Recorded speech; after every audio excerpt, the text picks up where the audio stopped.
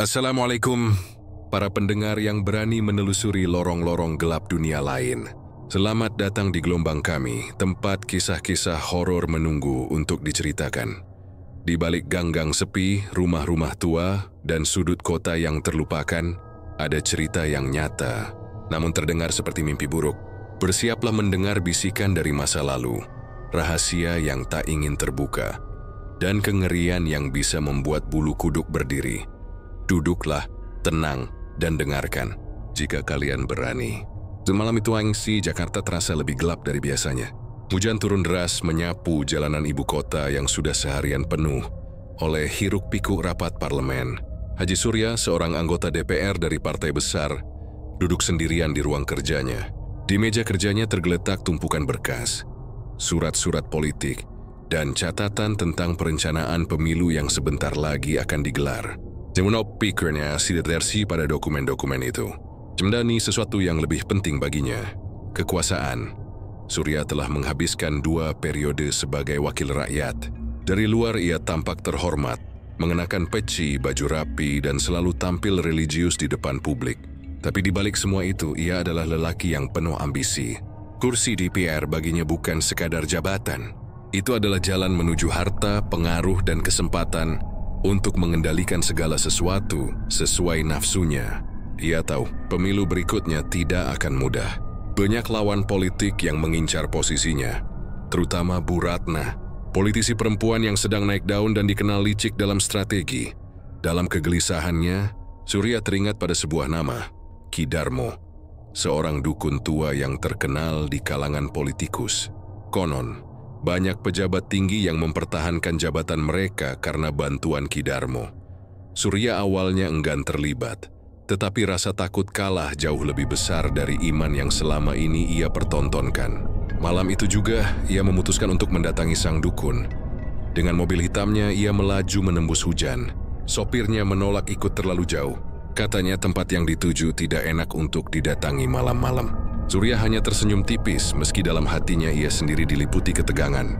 Ia menuruni jalan sempit, melewati rawa, hingga tiba di sebuah rumah tua di pinggiran kota. Rumah itu terlihat sederhana dari luar, tapi atmosfernya menekan, seakan menyembunyikan sesuatu yang berbahaya. Begitu memasuki rumah, aroma dupa dan kemenyan langsung menusuk hidung. Di ruangan utama duduklah Ki Darmo. Tubuhnya kurus, rambut putihnya panjang. Matanya menyala seperti bara yang tersisa. Ia tidak perlu ditanya siapa tamunya. Seolah sudah tahu sejak lama. Haji Surya, suara Ki Darmo serak namun jelas. Akhirnya kau datang juga. Aku sudah menunggumu. Surya berusaha menjaga wibawanya. Dia duduk di hadapan dukun tua itu dengan senyum kaku. Aku dengar, banyak orang yang datang padamu mendapatkan apa yang mereka mau. Aku hanya ingin satu hal. Kursiku tetap aman. Ku harus memenangkan pemilu berikutnya. Bisa kau bantu? Ki Darmo terkekeh pelan. Suara tawanya mirip gesekan besi berkarat. Kekuasaan. Semua orang datang padaku dengan permintaan yang sama. Kau ingin kursi DPR, kursi yang membuatmu lebih besar dari orang lain. Tapi kau tahu harga yang harus dibayar. Surya terdiam sejenak. Ia sudah mendengar desas-desus tentang tumbal, tentang perjanjian kotor yang menuntut nyawa. Namun pikirannya yang dipenuhi ambisi menolak untuk gentar. Katakan syaratnya. Apapun itu, aku siap. Ki Darmo tersenyum lebar, memperlihatkan gigi-gigi hitamnya. Ia mengeluarkan sebuah kendi tanah liat dari bawah meja, lalu menuangkan cairan hitam pekat ke dalam cawan kecil. Setiap kekuasaan datang dengan darah. Kau harus memberi tumbal. Tidak cukup dengan hewan, tidak cukup dengan harta. Yang dibutuhkan adalah jiwa manusia.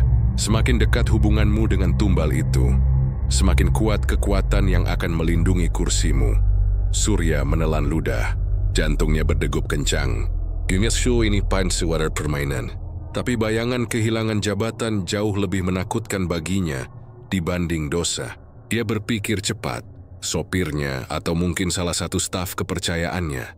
Orang-orang itu hanya dianggap alat. Dan jika harus dikorbankan demi kekuasaan, mengapa tidak? Aku setuju, jawab Surya akhirnya. Suaranya bergetar tapi mantap. Ki Darmo mengangguk. Jadi mulai propel mantra. Suaranya rendah dan berulang-ulang. Asap kemenyan semakin pekat, hingga ruangan terasa sesak. Surya merasakan hawa panas merayap di kulitnya. Lalu angin dingin menusuk tulang belakangnya. Dari bayangan di sudut ruangan, muncul sesuatu, sosok hitam besar, matanya merah menyala, tubuhnya diselimuti asap hitam. Surya ingin berteriak, tapi suaranya tercekat. "Itu adalah penunggu kekuasaanmu," kata Ki Darmo. "Ia akan melindungi kursimu, menghancurkan lawan-lawanmu, membuat semua strategi politikmu berjalan mulus. Tapi ingat, ia lapar. Ia menuntut tumbal. Segera korbankan seseorang dalam waktu 7 malam, atau ia akan mengambil orang-orang terdekatmu."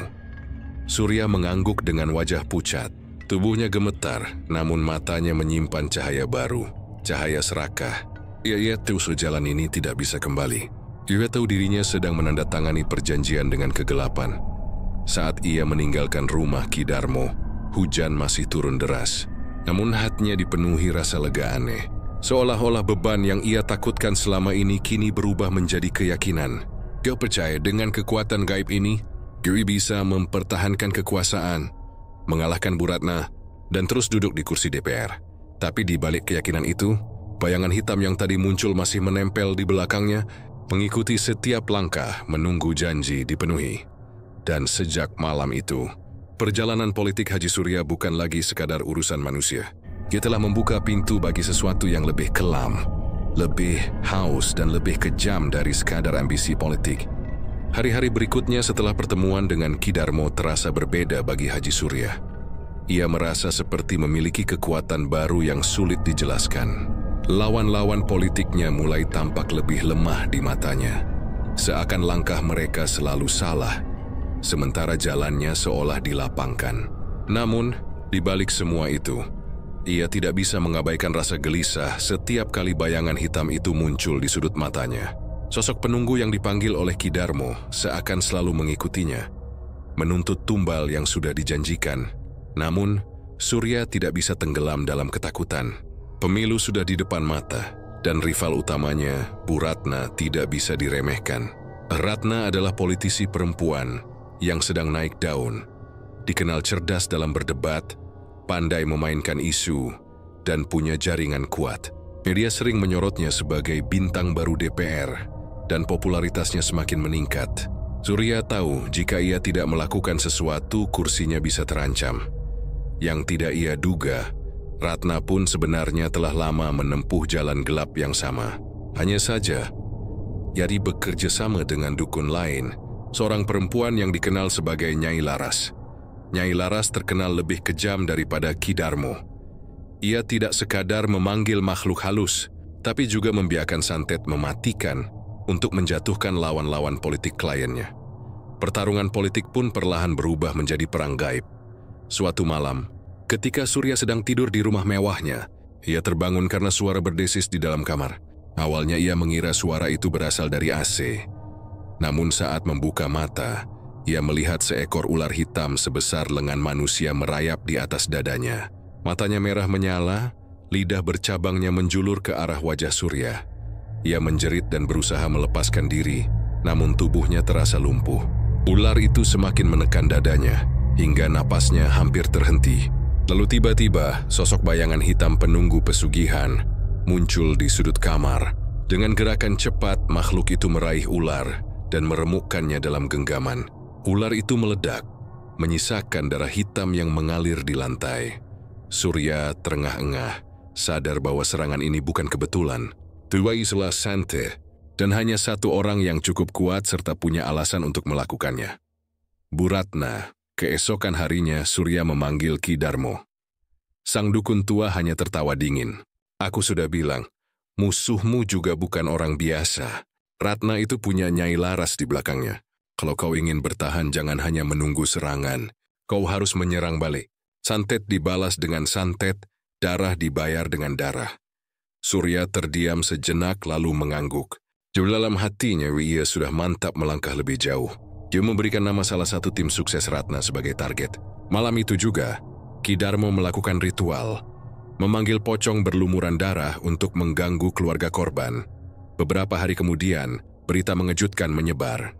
Salah satu tim sukses Ratna ditemukan meninggal di rumahnya. Tubuhnya kaku, wajahnya membiru. Matanya melotot seolah melihat sesuatu yang menakutkan sebelum mati. Keluarganya mengaku rumah mereka diganggu pocong setiap malam. Orang-orang mulai bergosip, mengaitkan kejadian itu dengan dunia gaib. Ratna marah besar. Ia tahu betul siapa dalang di balik kematian itu. Malam berikutnya, ia mendatangi Nyai Laras. Dengan suara penuh kebencian, ia berkata, "Kalau Surya mau main kotor, aku pun tidak akan tinggal diam." Buat dia merasakan balasan yang lebih kejam. Ku ingin keluarganya hancur, biar orang-orang tahu siapa yang lebih kuat. Nyai Laras tersenyum miring. Ia menyalakan dupa dan memulai ritual. Yui menggunakan rambut seorang kerabat Surya yang berhasil diperoleh lewat mata-mata politik. Santet yang dikirimkannya kali ini lebih mematikan. Ulat-ulat busuk yang akan keluar dari tubuh korban membuat kematian mereka penuh penderitaan. Tak butuh waktu lama, salah satu staf pribadi Surya jatuh sakit misterius. Tubuhnya penuh luka, dan dari mulutnya keluar ulat-ulat kecil setiap kali ia muntah. Dalam hitungan hari, staf itu meninggal dengan kondisi mengerikan. Surya merasa tekanan semakin berat, tapi ia tidak bisa mundur. Setiap serangan justru membangkitkan dendam dalam dirinya. Di gedung DPR, ketegangan antara Surya dan Ratna semakin jelas. Mereka masih bisa tersenyum di depan kamera, berjabat tangan saat rapat, bahkan berpidato dengan sopan, tapi aura permusuhan di antara mereka begitu pekat. Rekan-rekan sesama anggota DPR merasakan hawa tidak enak setiap kali keduanya berada di ruangan yang sama. Kadang-kadang, lampu di ruang rapat tiba-tiba padam, atau mikrofon meledak saat Surya dan Ratna berdebat. Semua orang menganggapnya kebetulan, tapi beberapa pegawai berbisik bahwa ada sesuatu yang lebih gelap terjadi di balik layar politik. Surya semakin yakin, persaingan ini bukan lagi sekadar soal politik.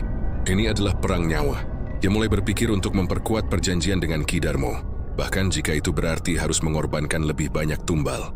Sementara Ratna pun semakin tenggelam dalam ambisi, rela menumbalkan darah kerabatnya sendiri demi mengalahkan musuh. Dua politisi itu kini bukan hanya wakil rakyat, tetapi juga pemain dalam permainan gaib yang mematikan. Dan di antara mereka, hanya satu yang bisa bertahan. Yang lain tak akan jatuh, bukan hanya dari kursi DPR, tapi juga dari kehidupan. Malam kian larut di ibu kota. Dari luar, Jakarta tak pernah tidur.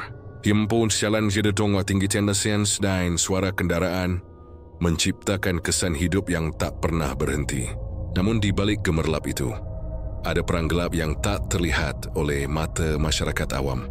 Perang itu kini berpusat pada dua orang, Haji Surya dan Bu Ratna. Keduanya sama-sama duduk di kursi DPR, sama-sama memegang pengaruh besar, dan sama-sama terjerat dalam lingkaran gaib yang mereka ciptakan sendiri. Apa yang terlihat sebagai persaingan politik di layar televisi hanyalah permukaan. Di balik layar, keduanya mengirim santet, mengadu kekuatan dukun, dan menukar nyawa orang-orang di sekitar mereka demi kursi kekuasaan. Malam itu, Bu Ratna datang ke kediaman Nyai Laras. Wajahnya pucat karena amarah. Kekalahan kecil di medan politik membuatnya yakin bahwa Surya sudah menyerang duluan. Kematian salah satu tim suksesnya beberapa hari lalu menjadi bukti. Iwe menolak untuk dianggap lemah. "Nyai," katanya dengan suara rendah, hampir seperti bisikan, "aku tidak peduli bagaimana caranya. Aku ingin balas dendam. Aku ingin orang-orang Surya menderita. Biar dia tahu aku juga bisa lebih kejam." Nyai Laras tersenyum samar. Perempuan tua itu menyalakan dupa, lalu mulai merapalkan mantra. Suaranya berat seperti berasal dari dua mulut sekaligus. Dari kuali besar di depannya, cairan hitam mulai mendidih, mengeluarkan bau anyir bercampur amis. Ia kemudian memasukkan sehelai kain kecil yang telah diberi tanda nama salah satu tim sukses Surya.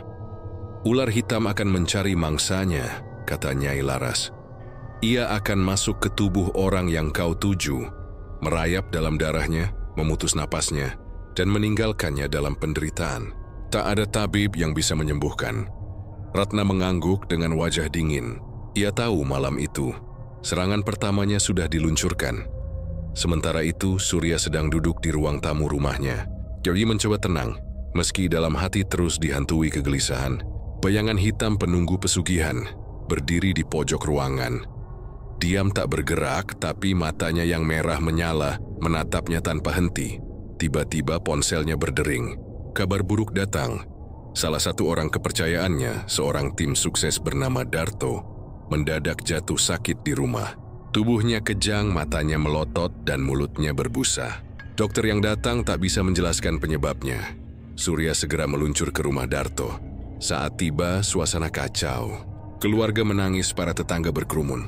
Darto tergeletak di ranjang. Tubuhnya dingin meski masih bernafas. Dari perutnya terdengar suara aneh, seperti desisan ular. Tak lama kemudian ia memuntahkan darah bercampur lendir hitam.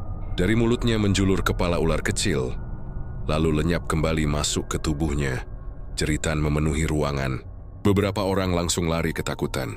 Surya hanya berdiri kaku, wajahnya pucat. Himiwat tunanki bukan penyakit biasa. Ni santet, tak lama Darto meregang nyawa. Tubuhnya berhenti bergerak. Matanya membelalak dengan wajah ketakutan. Dari dadanya keluar darah segar, membasahi baju yang dikenakan. Surya pulang dengan perasaan hancur bercampur marah. Ia memanggil Ki Darmo ke rumahnya malam itu juga. Sang dukun datang dengan wajah tenang seolah sudah mengetahui kabar duka tersebut. Ini baru awal, kata Ki Darmo dengan nada datar. Ratna sudah mulai menyerang. Kalau kau diam, orang-orangmu akan habis satu persatu. Kau harus balas dan balasanmu harus lebih kejam dari serangannya. Surya mengangguk dengan rahang, mengeras. Juga tak lagi punya pilihan. Malam berikutnya Ki Darmo mempersiapkan ritual balasan. Surya duduk di sampingnya, berusaha menahan rasa takut. Dalam ruangan gelap penuh asap kemenyan, suara Ki Darmo bergema memanggil roh-roh kelam. Dari tanah liat besar yang berisi air bercampur darah ayam, perlahan muncul sosok pocong. Wajahnya rusak, berlumuran darah dengan mulut ternganga lebar. Siapa yang ingin kau tumbalkan kali ini? Tanya Ki Darmo. Surya sempat berpikir, lalu menyebut nama salah satu keponakan Ratna yang dikenal aktif membantu kampanye. Tanpa ragu, Ki Darmo memerintahkan pocong itu untuk mendatangi rumah keluarga Ratna. Malam itu, di rumah keponakan Ratna, suasana berubah mencekam. Lampu-lampu padam tiba-tiba, bau anyir darah memenuhi udara. Pocong berdarah muncul di depan pintu, mengetuk keras sambil tertawa. Keponakan Ratna ditemukan keesokan harinya, dalam keadaan mengenaskan. Tubuhnya membiru, mulutnya menganga, dan kedua tangannya kaku seperti sedang menahan sesuatu yang menakutkan. Berita itu cepat menyebar. Dua kematian misterius dalam waktu berdekatan membuat gosip merebak di kalangan politik. Meski tidak ada yang berani bicara terbuka, banyak yang berbisik bahwa Surya dan Ratna sedang terlibat dalam perang gaib. Kedua belah pihak tidak ada yang mau mundur. Ratna menangis meraung di rumahnya, marah atas kematian keponakannya, namun dendam membuatnya semakin keras hati. Surya sendiri semakin larut dalam nafsu. Ia mulai merasakan ketagihan aneh. Setiap kali lawannya tersungkur, ia merasa semakin kuat, semakin yakin bahwa ia tidak terkalahkan. Tapi di balik semua itu, ada sesuatu yang berubah dalam diri keduanya. Tidur mereka tidak pernah nyenyak. Surya sering terbangun karena suara bisikan yang menyuruhnya mencari tumbal. Ratna pun mulai dihantui bayangan orang-orang yang mati karena ulahnya. Santet pertama sudah diluncurkan dan darah sudah tertumpah. Tapi ini baru permulaan. Perang gaib di tubuh DPR baru saja dimulai. Dan dalam perang ini tidak ada yang benar-benar menang. Semua hanya menunggu giliran untuk jatuh dalam tragedi. Sejak santet pertama meluncur dan korban mulai berjatuhan, pertarungan gaib antara Haji Surya dan Bu Ratna semakin mengerikan. Mereka berdua sadar bahwa jalan ini tidak bisa lagi ditinggalkan. Setiap serangan harus dibalas, setiap kematian harus ditukar dengan kematian baru. Namun makin jauh mereka melangkah, makin besar pula harga yang harus dibayar. Haji Surya mulai merasakan tekanan dari penunggu pesugihannya. Sosok hitam itu semakin sering muncul. Bukan lagi sekadar bayangan di sudut ruangan. Kadang ia bisa melihat makhluk itu berdiri di samping tempat tidurnya, menatap dengan mata merah yang berkilat lapar. Bisikan-bisikan gaib terdengar hampir setiap malam, menyuruhnya segera menyerahkan tumbal. Awalnya Surya mencoba mengabaikannya, tapi tekanan itu semakin kuat sampai suatu malam, ia terbangun dengan tubuh basah oleh keringat. Di mimpinya, ia melihat keluarganya sendiri diseret ke neraka. Jeritan mereka memekakkan telinga. Sosok hitam itu muncul dan berkata lirih, "Kalau engkau tak memberi, aku akan mengambil." Esok harinya, Surya memutuskan untuk menumbalkan orang yang paling dekat dengannya, sopir pribadinya, Pak Jaya. Lelaki tua itu sudah bertahun-tahun mengabdi padanya. setia mengantar kemanapun ia pergi. Bahkan sering dianggap seperti keluarga sendiri. Namun di mata Surya yang buta oleh ambisi, kesetiaan itu tak berarti apa-apa dibanding kursi DPR. Dengan wajah dingin, Surya mengatur rencana, memanggil Ki Darmo dan menyerahkan sehelai baju Pak Jaya untuk digunakan dalam ritual. Malam itu, Ki Darmo menyalakan api besar dan melemparkan baju itu ke dalam bara. Sap hitam mengepul, membentuk wajah Pak Jaya yang tampak ketakutan. Tak lama, tubuh pocong hitam muncul, menunduk di hadapan Ki Darmo. Ambil dia, perintah Surya dengan suara bergetar. Keesokan paginya, Pak Jaya ditemukan tergeletak di garasi rumah Surya. Tubuhnya kaku, mulutnya berbusa, matanya melotot seolah melihat sesuatu yang mengerikan. Surya berpura-pura berduka, bahkan menggelar doa bersama untuk menutupi jejaknya. Padahal, dalam hati kecilnya ia merasa lega karena tumbal itu sudah menenangkan penunggu gaibnya. Namun, rasa lega itu hanya sesaat. Malam berikutnya, bayangan hitam itu kembali muncul. Kali ini, matanya lebih tajam, suaranya lebih keras. Lapar, minta lagi. Bukan hanya satu. Sementara itu, di pihak lain, Bu Ratna juga semakin tenggelam dalam kegelapan. Kematian keponakannya membuatnya kalap. Ia mendatangi Nyai Laras dengan wajah penuh dendam. Tidak cukup kalau hanya orang-orang kecil yang kau bunuh, katanya. Aku ingin Surya kehilangan orang yang ia sayangi. Ku ingin dia merasakan bagaimana rasanya ditinggalkan. Nyai Laras mengangguk. Ia tahu persis harga yang harus dibayar. Kalau begitu, kau pun harus berani menukar sesuatu yang sama berharganya. Pesugihan tidak pernah gratis. Kau ingin kekuatan lebih besar, kau harus memberi tumbal darah keluarga sendiri. Ratna terdiam. Ia tahu maksud Nyai Laras. Pilihan itu berat, tapi rasa dendam menguasainya. Ia pulang dengan hati berkecamuk, lalu duduk memandang foto keluarganya. Matanya berhenti pada gambar keponakan bungsunya, seorang remaja yang sering ia anggap merepotkan. Dan dalam hitungan menit, pikirannya yang sudah keruh membuat keputusan kejam. Dialah yang akan ditumbalkan. Beberapa malam kemudian, keponakan Ratna jatuh sakit misterius. Tubuhnya panas, matanya sayu, dan setiap malam ia menjerit ketakutan. Melihat bayangan yang tak terlihat orang lain, hanya butuh 3 hari dan nyawanya melayang. Keluarga Ratna menangis histeris, tapi Ratna sendiri hanya menunduk, pura-pura bersedih, sementara hatinya merasa lebih kuat. Pertukaran tumbal ini menjadi awal dari lingkaran tak berujung. Surya dan Ratna sama-sama sudah menumpahkan darah orang-orang dekat. Mereka tahu dosa itu takkan terhapus, tapi rasa haus akan kekuasaan membuat mereka tak peduli. Di gedung DPR, aura menyeramkan mulai terasa. Beberapa pegawai sering melihat bayangan pocong berdarah berkeliaran di lorong-lorong. Ada pula yang mengaku mendengar suara tangisan anak kecil di kamar rapat ketika malam. Bahkan beberapa anggota DPR lain mendadak jatuh sakit aneh tanpa sebab jelas. Namun bukannya berhenti, Surya dan Ratna justru semakin gila. Surya menumbalkan seorang staf kampanyenya lagi, sementara Ratna diam-diam menyerahkan pembantu rumahnya. Setiap tumbal membuat keduanya merasa lebih berkuasa, lebih yakin bisa mengalahkan satu sama lain. Keserakahan itu menutup mata mereka dari kenyataan. Semakin banyak tumbal diberikan, semakin besar pula kekuatan gaib yang mereka panggil, dan semakin sulit mengendalikan makhluk-makhluk itu. Malam demi malam, bisikan semakin sering terdengar di telinga mereka. Surya mendengar suara anak-anak menangis memanggil namanya. Karena melihat bayangan orang-orang yang ia bunuh berdiri di ujung ranjang, mereka mulai kehilangan akal sehat tapi tetap menolak mundur.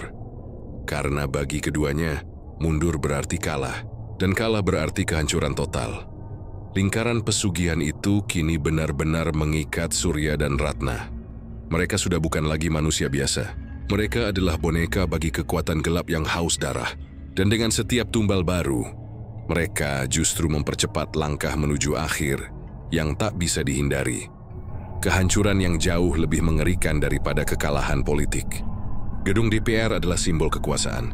Dari luar ia tampak megah, berdiri angkuh sebagai pusat pengambilan keputusan negeri. Namun sejak perang gaib antara Haji Surya dan Bu Ratna dimulai, gedung itu perlahan berubah. Tempat yang seharusnya dipenuhi hiruk-pikuk rapat dan diskusi kini menyimpan kengerian yang tak bisa dijelaskan logika. Semua bermula dari kejadian kecil yang dianggap kebetulan, seorang pegawai bagian administrasi yang sering pulang larut malam, bercerita bahwa ia mendengar suara langkah kaki mengikuti dari belakang.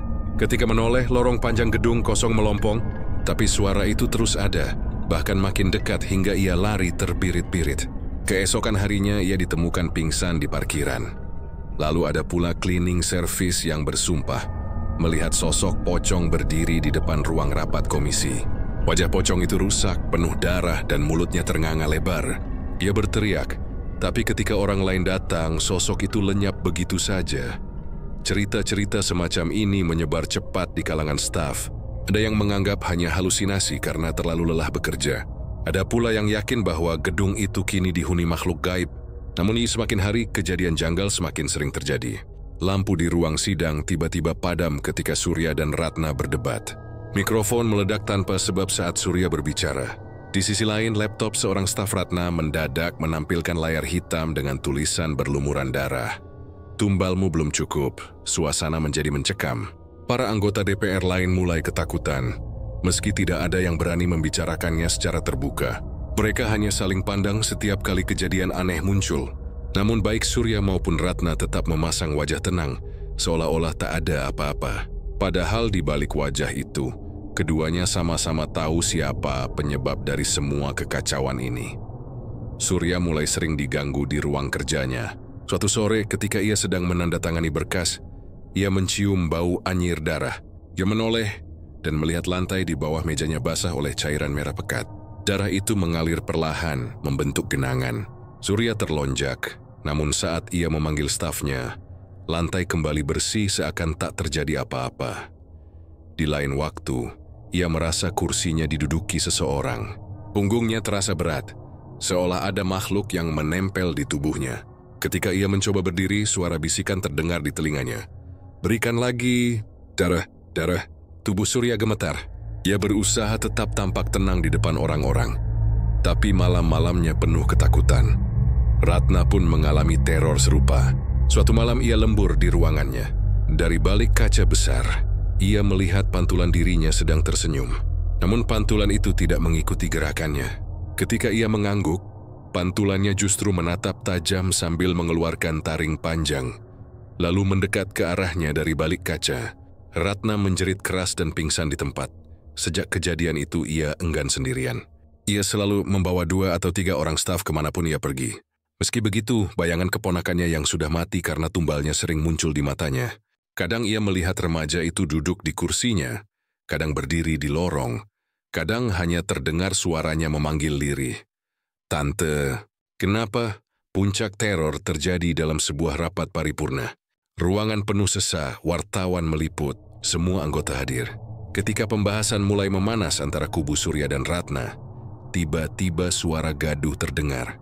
Lampu gantung besar berayun sendiri, mikrofon berderit memekakkan telinga, dan bau busuk menyengat mengisi ruangan. Seorang anggota DPR yang duduk di dekat Ratna tiba-tiba menjerit. Lehernya tercekik oleh sesuatu yang tak terlihat. Matanya membelalak, mulutnya berbuih, hingga ia terkapar tak sadarkan diri. Kepanikan melanda ruangan. Semua orang berebut keluar. Namun Surya dan Ratna hanya saling pandang dengan tatapan penuh kebencian. Sadar bahwa serangan itu adalah bagian dari perang mereka. Sejak hari itu, gedung DPR berubah menjadi tempat angker. Banyak anggota memilih tidak lagi lembur. Pegawai menolak bekerja malam.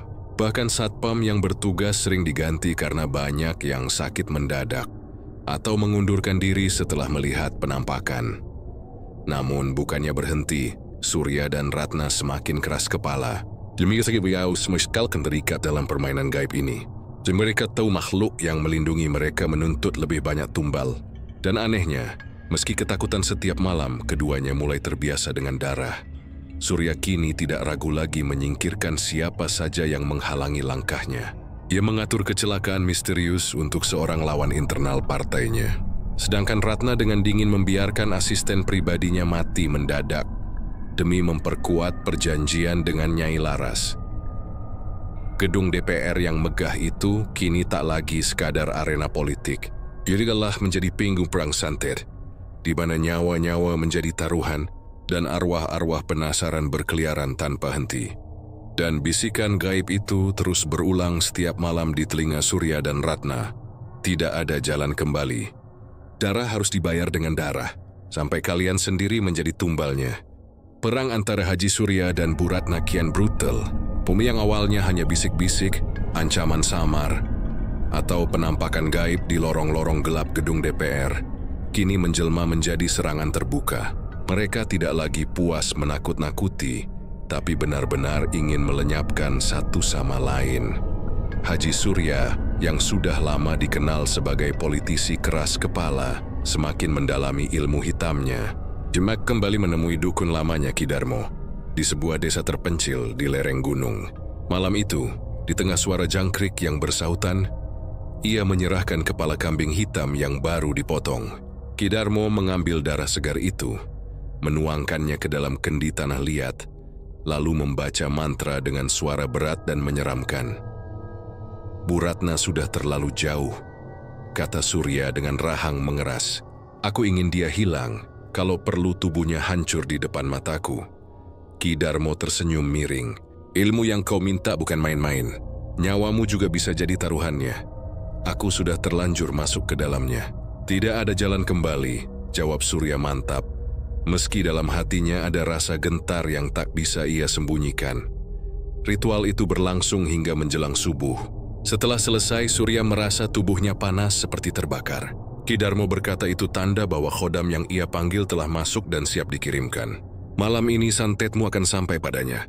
Tapi ingat, ia pasti akan membalas dengan lebih kejam. Benar saja, malam itu Ratna terbangun dari tidurnya. Tubuhnya mendadak terasa berat. Dadanya sesak seolah ada tangan tak kasat mata yang mencekik. Yumi berusaha berteriak tapi suara tak keluar. Matanya melotot melihat bayangan hitam menindih tubuhnya, menempelkan wajahnya yang penuh nanah dan belatung.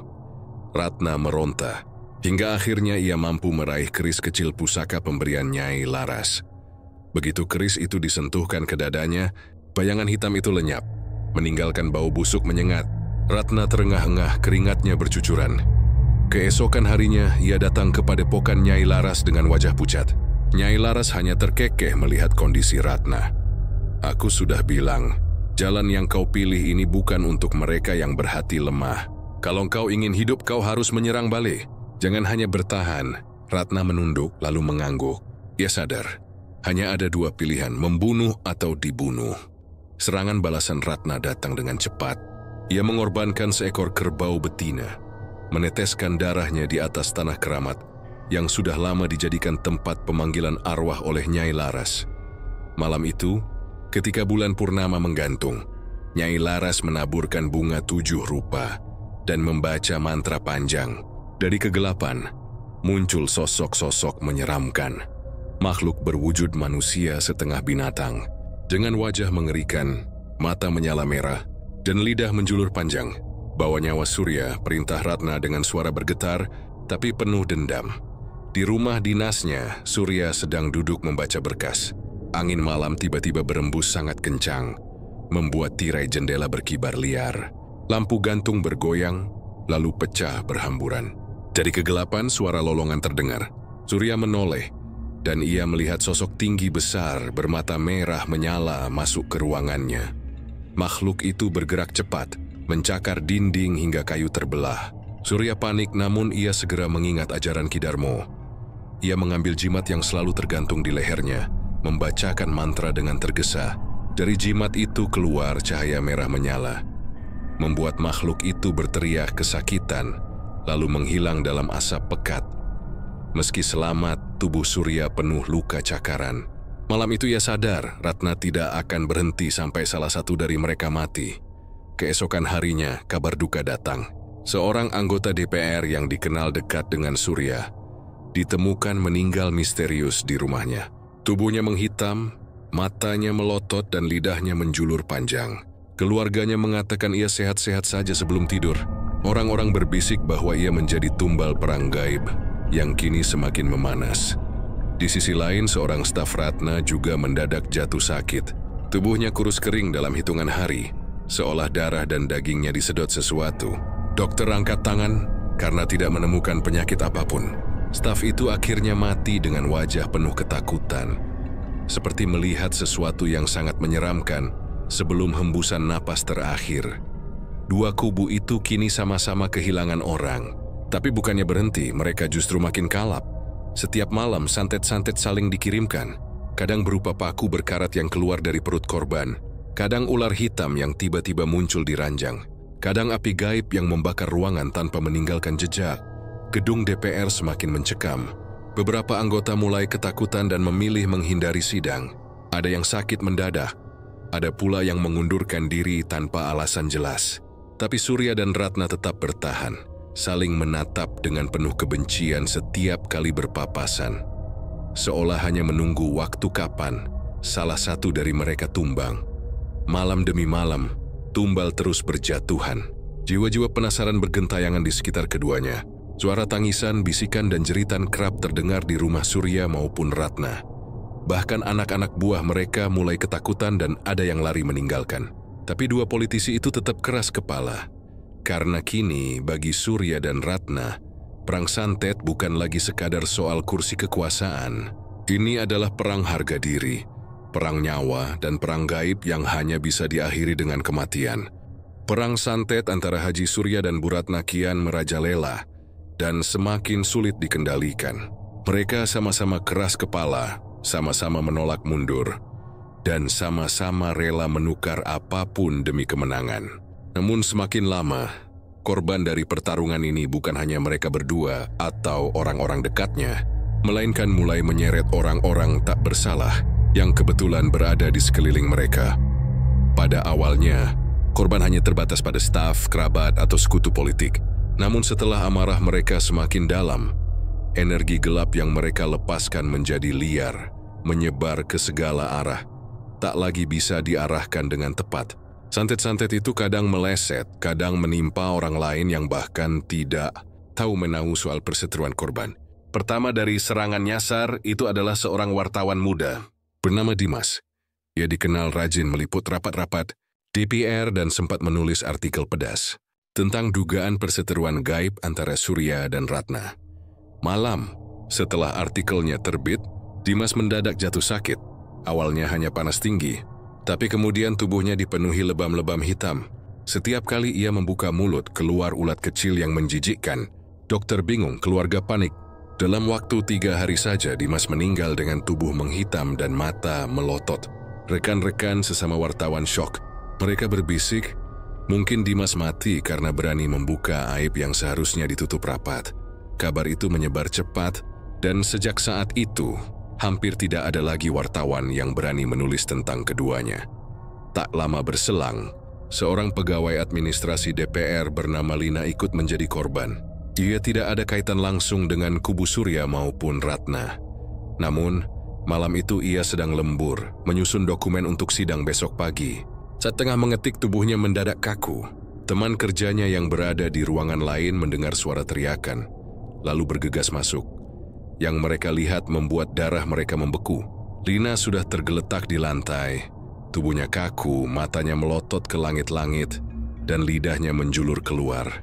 Di samping tubuhnya ada seekor burung gagak mati, padahal semua pintu dan jendela terkunci rapat. Peristiwa itu membuat banyak pegawai DPR ketakutan. Beberapa mengajukan cuti panjang, sebagian memilih berhenti bekerja. Gedung yang dulunya penuh aktivitas kini dipenuhi rumor horor, yang membuat siapapun enggan berada di sana setelah matahari terbenam. Namun, korban terbesar justru datang dari keluarga Surya sendiri.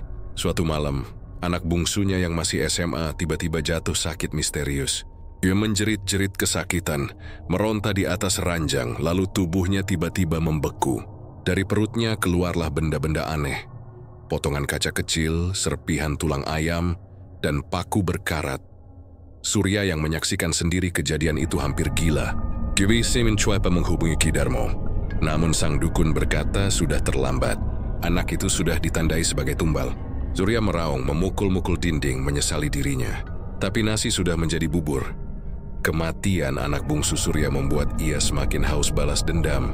Ia bersumpah akan melipat gandakan serangan terhadap Ratna. Meski itu berarti semakin banyak jiwa tak bersalah akan ikut terseret. Di sisi lain, Ratna juga kehilangan keponakan lainnya. Kali ini seorang pemuda berusia 20 tahun yang dikenal saleh, rajin membantu masjid, dan tak pernah sekalipun terlibat urusan politik.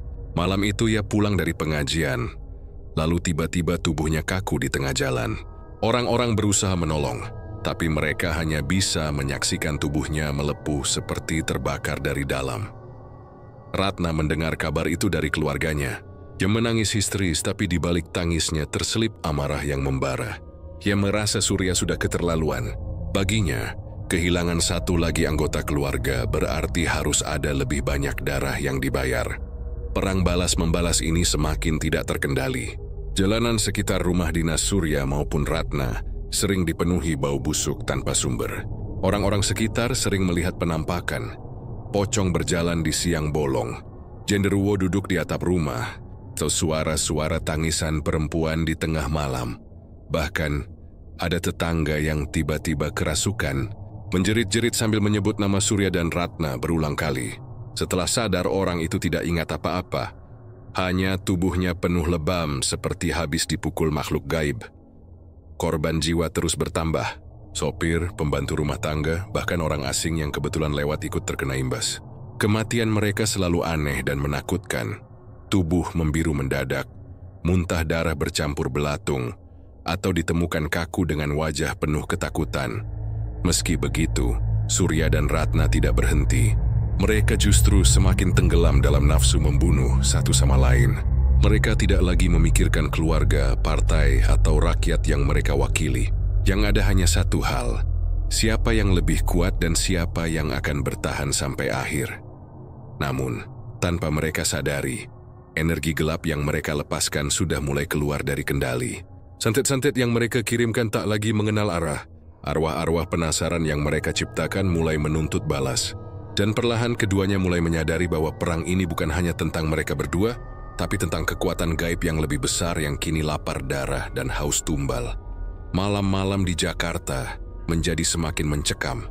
Banyak warga sekitar gedung DPR melapor mendengar suara gamelan mistis, tangisan panjang, dan aroma kemenyan terbawa angin malam.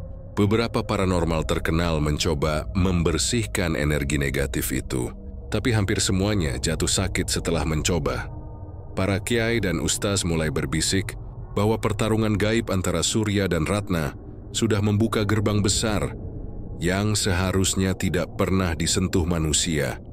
Dan di balik semua itu, bayangan kematian semakin dekat, menunggu giliran untuk menjemput salah satu dari mereka.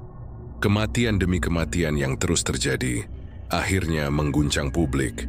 Media massa mulai berani menyinggung isu mistis, meski dengan hati-hati. Di kalangan masyarakat rumor semakin keras. Dua anggota DPR papan atas sedang berperang menggunakan ilmu hitam. Gedung DPR bukan lagi dianggap simbol rakyat, melainkan sarang setan yang dipenuhi kutukan. Namun, di balik hiruk-pikuk itu, sedikit demi sedikit rahasia gelap mulai terkuak. Seorang mantan orang kepercayaan Haji Surya, bernama Hasan, muncul ke permukaan. Jadi adalah sopir pribadi Surya selama hampir 10 tahun, namun mundur setelah anak Surya meninggal secara misterius. Hasan tak tahan lagi menyimpan beban yang ia lihat dengan mata kepala sendiri.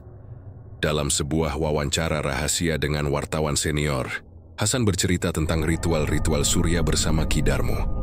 Bagaimana mereka menyembelih kambing hitam tengah malam, meminum darahnya, lalu menanam kepala kambing di halaman belakang rumah dinas. Bagaimana Surya sering pulang dengan pakaian berlumuran tanah dan bau kemenyan menyengat. Semua itu untuk kekuasaan, kata Hasan dengan wajah pucat. Pak Jaji percaya kalau tidak menuruti perjanjian, ia akan hancur bukan hanya karirnya, tapi juga seluruh keluarganya. Makhluk yang menemaninya itu menuntut darah, menuntut tumbal. Wawancara itu tidak pernah sepenuhnya dipublikasikan. Wartawan yang menyimpan rekaman mendadak jatuh sakit, tubuhnya dipenuhi luka-luka aneh seperti bekas cambukan. Namun beberapa potongan cerita bocor dan menjadi bahan perbincangan luas di kalangan elit politik. Di sisi lain, kisah Bu Ratna juga perlahan terkuak. Seorang kiai dari kampung halamannya datang ke Jakarta, membawa kabar lama yang dulu disembunyikan. Konon Ratna sudah sejak muda berhubungan dengan Nyai Laras, seorang dukun perempuan yang dikenal kejam dan haus tumbal. Ketika Ratna masih menjadi pengusaha kecil, Ia pernah gagal total, bangkrut, dan hampir bunuh diri. Di saat itulah ia mendatangi Nyai Laras yang menawarkan jalan pintas, kekayaan dan jalan menuju politik dengan syarat darah keluarga harus menjadi bayarannya. Awalnya Ratna menolak, tapi ketika semua jalan tertutup, ia menyerah.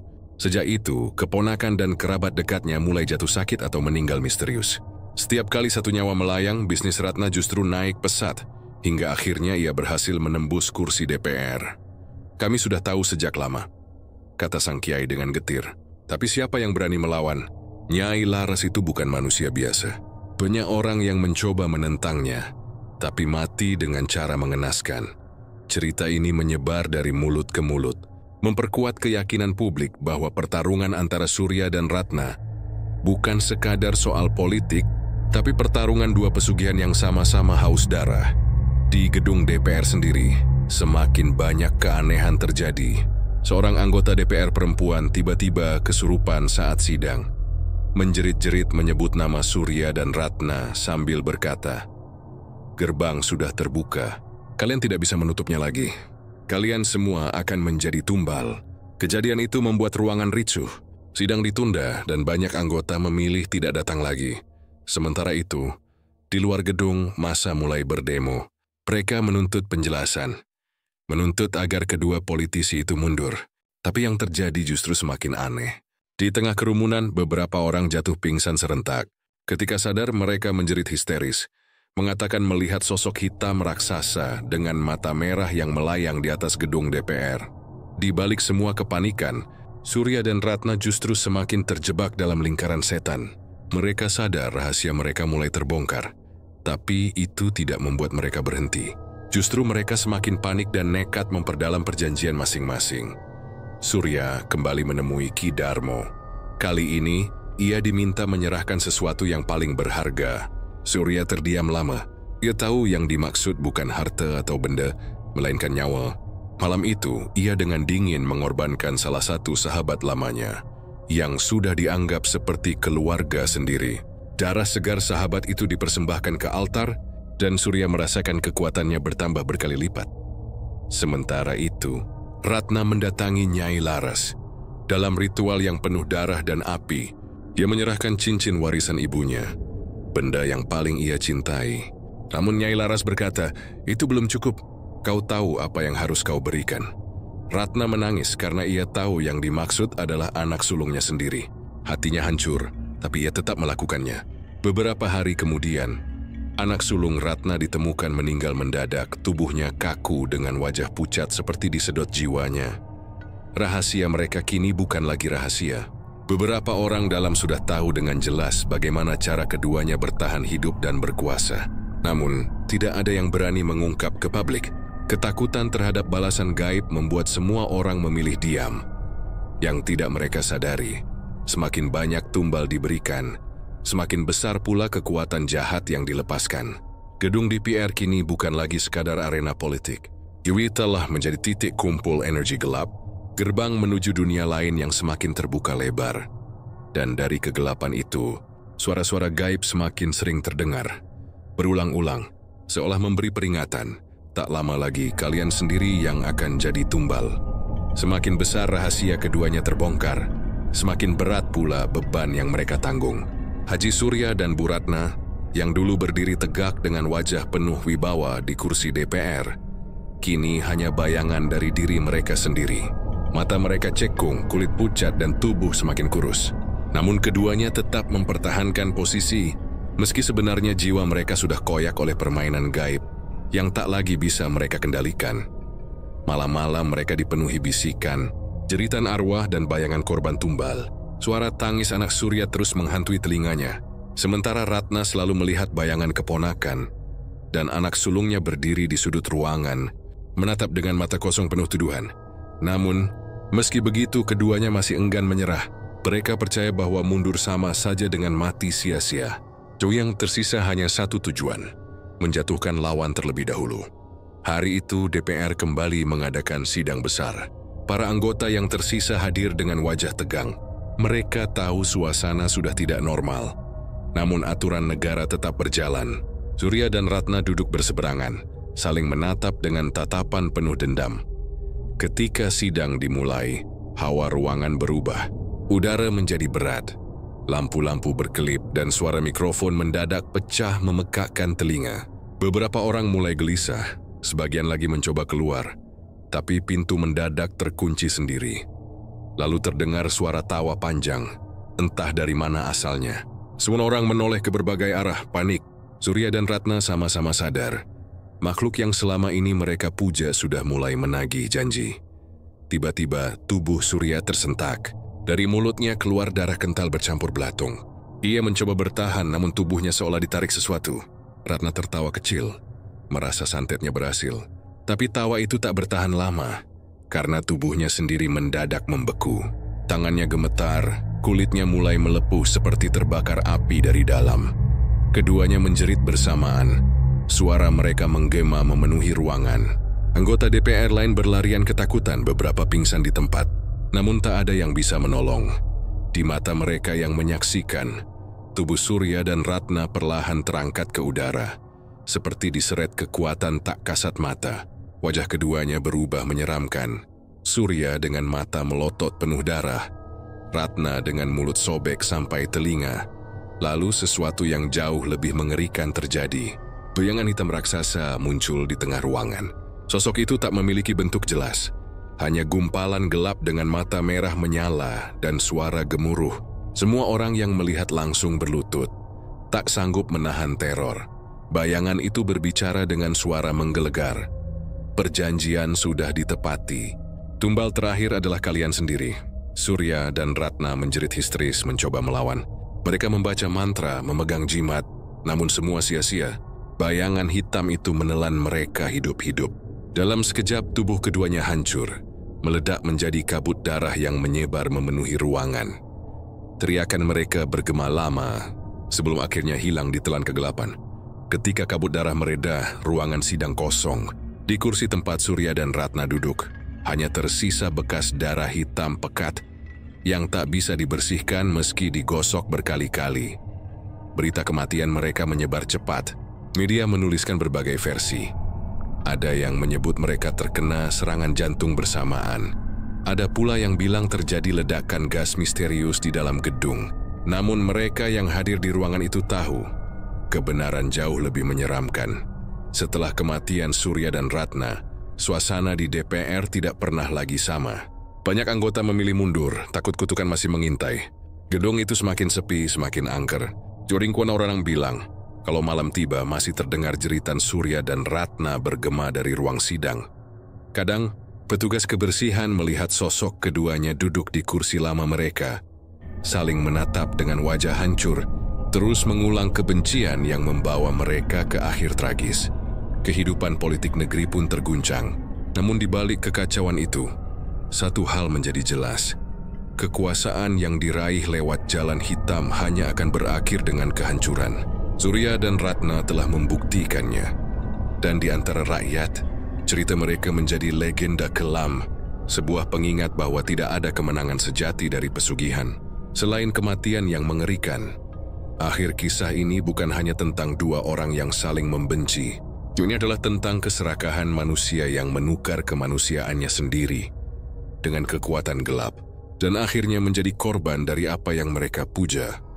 Haji Surya dan Bu Ratna hilang dalam darah dan kegelapan, namun arwah mereka tetap bergentayangan, menjadi saksi abadi bahwa perang santet di kursi DPR bukanlah sekadar cerita. Ia adalah kutukan yang akan selalu membayangi gedung itu.